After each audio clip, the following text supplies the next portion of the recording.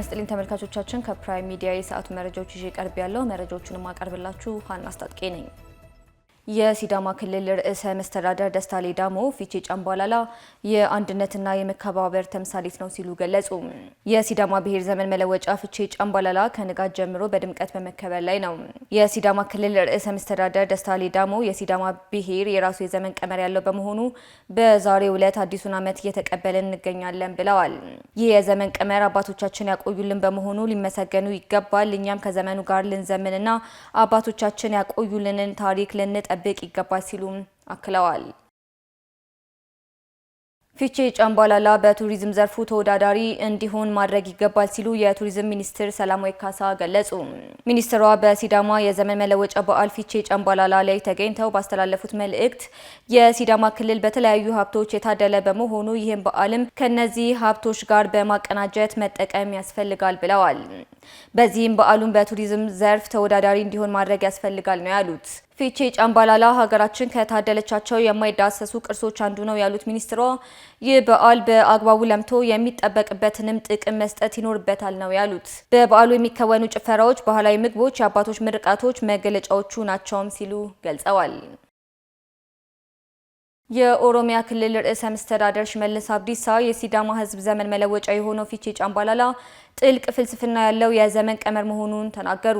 ስለ ጊዜ የሚያውቅና ስለ ጊዜ የሚረዳ ሕዝብ ጥልቅ ፍልስፍና ያለውና በእውቀት ቆሞ የሚራመድ ህዝብ ነው ያሉት አቶ ሽመልስ የሲዳማ ህዝብ በጥልቅ ፍልስፍና ጊዜን አውቆና ወስኖ የተጠቀመበት እንደሆነ ተናግረዋል።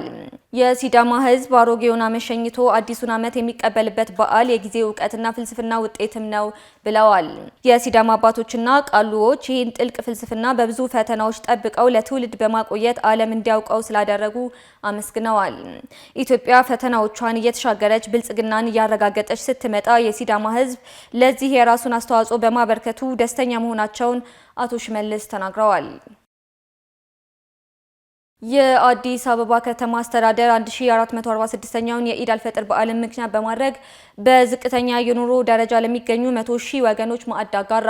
የአስተዳደሩ ከንቲባ አዳነች አቤቤ በዚህ ወቅት ባደረጉት ንግግር ባለፉት 7 ዓመታት ሰው ተኮር ስራዎች ላይ በትኩረት መሰራቱን ጠቅሰዋል። የዛሬው የማዕድ ማጋራት መርሃ ግብርን በዝቅተኛ የኑሮ ደረጃ የሚገኙ ወገኖች በዓሉን በደስታ እንዲያከብሩ በማሰብ የተደረገ መሆኑን ተናግረዋል። በረመዳን ወር ውስጥ 68,000 ለሚሆኑ በዝቅተኛ የኑሮ ደረጃ ለሚገኙ ዜጎች ማዕድ ማጋራት መቻሉም ተገልጿል። የማዕድ ማጋራቱ ሜድሮክ ኢንቨስትመንትን ጨምሮ ሌሎች ባለሀብቶችን በማስተባበር የተደረገ ድጋፍ መሆኑን አስረድተዋል ሲል ጆኒ ታደሰ ዘግቧል። ተመልካቾቻችን መረጃዎቻችን እንደቀጠሉ ናቸው። አሁን ደግሞ ከውጭ ምንጭ ወዳገኘናቸው መረጃዎች እናልፋለን። ዲሞክራቲክ ሪፐብሊክ ኮንጎ ታይቶ በማይታወቅ ከፍተኛ የምግብ ዋስትና ችግር ውስጥ መግባቷን የተባበሩት መንግስታት ድርጅት አስታወቀ። ግጭቶችና የምግብ ዋጋ ንረት ዲሞክራቲክ ሪፐብሊክ ኮንጎ ወደ ከፍተኛ የምግብ ቀውስ ውስጥ አስገብቷል ነው የተባለው። በሀገሪቱ በተባባሰው ግጭት አሁን ላይ 28 ሚሊዮን ሰዎች ለከፍተኛ ረሃብ መጋለጣቸውም ተገልጿል። በተለይም በሀገሪቱ በምስራቃዊ ክፍል ቀውሱ የከፋ ሲሆን እየተስተዋሉ ያሉ ግጭቶች በርካቶችን ከቀያቸው አፈናቅሏል። ከ2 ሚሊዮን በላይ የተፈናቀሉ ዜጎች ለከፍተኛ ረሃብ እየተጋለጡ ሲሆን 738,000 የሚሆኑት በአስጊ ሁኔታ ውስጥ ይገኛሉ። የዓለም ምግብ ፕሮግራም 6.4 ሚሊዮን ሰዎችን ለመርዳት ፕሮግራም መያዙን ቢገልጽም ስራውን ለማስቀጠል ግን ተጨማሪ 399 ሚሊዮን ዶላር ያስፈልገኛል ብሏል ሲል የዘገበው አፍሪካ ኒውስ ነው።